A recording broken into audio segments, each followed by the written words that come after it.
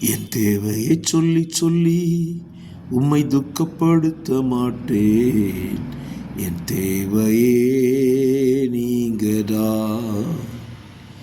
என் எண்ணத்தை சொல்லி சொல்லி உம்மை துக்கப்படுத்த மாட்டேன். என் இதயமே நீங்கதான்.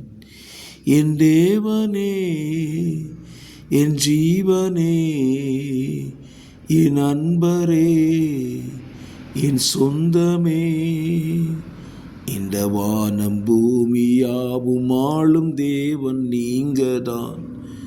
இந்த உயிர் உடலில் உள்ளவரை பாடல் நீங்கதான். ஆமேன்.